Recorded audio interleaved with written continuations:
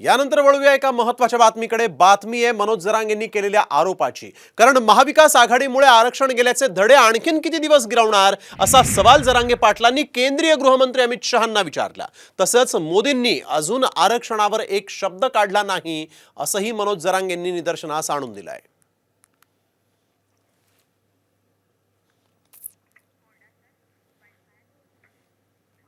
महाराष्ट्र में मराठा रिजर्वेशन आया, supreme court तक ठीक गया। किसकी सरकार थी 14 में, बताइए जरा। अरे जोर से बोलो, किसकी सरकार थी? भाजपा सरकार थी। देवेंद्र फडणवीस हमारे मुख्यमंत्री थे। हमने मराठा रिजर्वेशन देने का काम। 20 में शरद पवार की सरकार आई, मराठा रिजर्वेशन गायब हो गया। तुमचं सरकार आलं झाले 3 वर्ष, महिलावर केसेस केल्यात म्हणा त्यांनी। तुमच्या सरकारने आरक्षण तर नाही दिलं, गोळ्या घातल्या तुमच्या सरकारने।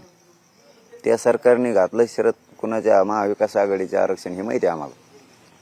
तेच पाडे कवरगिरी तर म्हणा अमित शहाला, तेच कवरगिरी तर इथं शिर्डीला तेव्हाच मोदी साहेबाला सांगितलं होतं आम्ही, तुम्ही लक्ष घाला। आणखीन ती शब्द नाही त्यांचा, ब्र शब्द त्याच्यावर।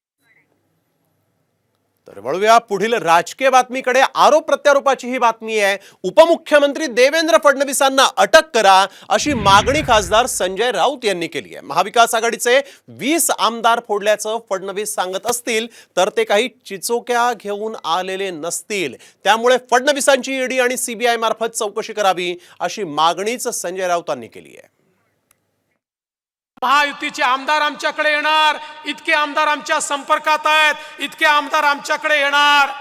अरे महायुतीचे सोडा, तुमचेच 20 आमदार आमच्याकडे कधी आले तुम्हाला समजलं नाही?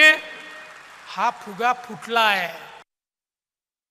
फेको तमाशा देखो, देवेंद्र फडणवीस म्हणतात 20 आमदार फोडले महाविकास आघाडीचे, चिंचोके देऊन फोडले का? अटक करा देवेंद्र फडणवीसना। गृहमंत्र्यांना भ्रष्टाचार नको आहे ना? 20 आमदार फोडले, किती पैसे दिले देवेंद्र फडणवीसांनी? करा चौकशी, ईडी सीबीआय लावा देवेंद्र फडणवीसांच्या मागे।